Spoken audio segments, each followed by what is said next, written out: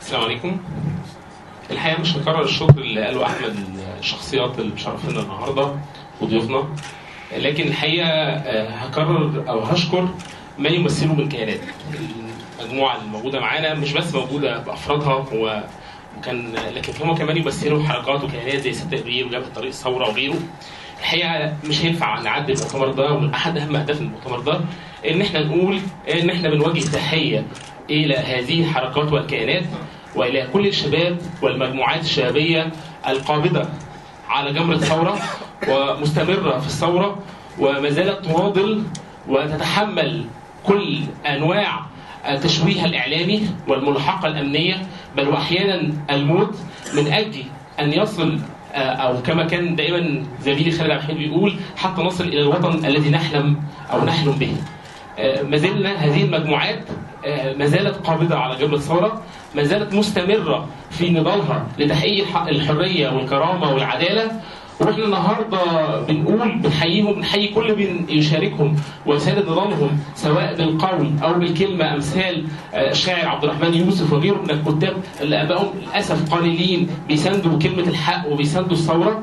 احنا النهارده بنقول لهم احنا من اهم اهداف هذا المؤتمر، بنقول لهم احنا معاكم، احنا مكملين مع بعض، ايدينا في ايديكم، بنجدد العهد النهارده ليكم وللشعب المصري ولشباب الثوره ولدماء الشهداء، ان احنا مستمرين في نضالنا حتى يتحقق اهداف الثوره من حريه وكرامه، مستمرين في نضالنا سويا وبعمل مشترك اللي يهدف دائما الى عمل جبهوي والى عمل مشترك.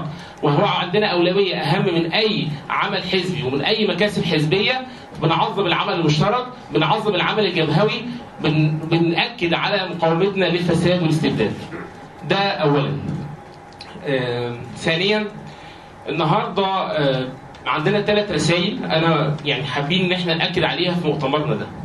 احنا في اللحظه دي وبعد حوالي 1.5 سنة من احداث 30/6 و3/7 واحداث مرت على مصر، بأكد ان احنا النهارده من اهم اهدافنا ان نتكون صوت ثالث دوت غير الصوتين الكبار، الصوتين المستقطبين اللي كانوا اداروا المعركه الاستقطابيه وخدوا بيها البلد والشعب المصري كله الى المهالك. في صوت ثالث، تيار ثالث، ولا هو محسوب على تيار الاخوان ولا هو محسوب على تيار العسكر. هذا التيار يمكن بيتبلور بقاله سنه، النهارده بنقول ان التيار ده مستمر، واحنا من ضمن اهدافنا الاساسيه ان احنا ندعم هذا التيار، والتيار ده تعب كتير عشان يبقى هذا الصوت الثالث. ولعل ما يميز التيار المصري ومصر القويه ويميز هذا المؤتمر ان الحزبين دولت من اول لحظه من ادبياتهم ومن افكارهم ومن اهدافهم هو كسر حاله الاستقطاب الموجوده في المجتمع، الاستقطاب السياسي والاجتماعي والثقافي اللي بتعاني فيه مصر من فتره طويله واستشهد المعاناه بالتحديد من يوم 19/3/2011 من وقت استفتاء مارس الشهير.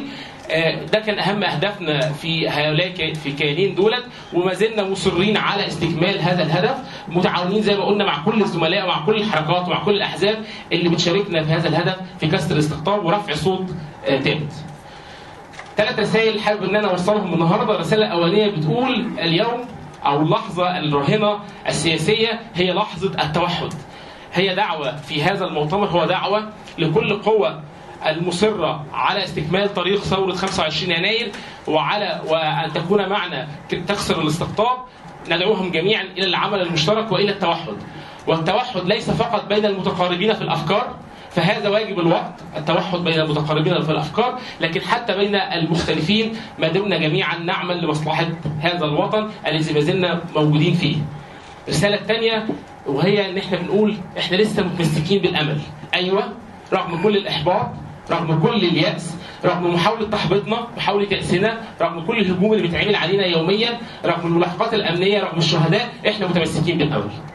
احنا النهارده من اهم وظيفه كل واحد له كلمه او بيمثل حزب او حركه مهمه اساسيه ان هو يبث الامل في اعضائه وفي زملائه وفي رفاقه وفي الجمهور المصري وفي الشعب المصري، وبنقول لهم معلش احنا بنبص لسه عندنا امل ولسه موجودين في هذا الوطن، وهنحارب حتى يتحرر هذا الوطن من كل من يحاول ان يسرقه او يستبد به او ان هو يفسده.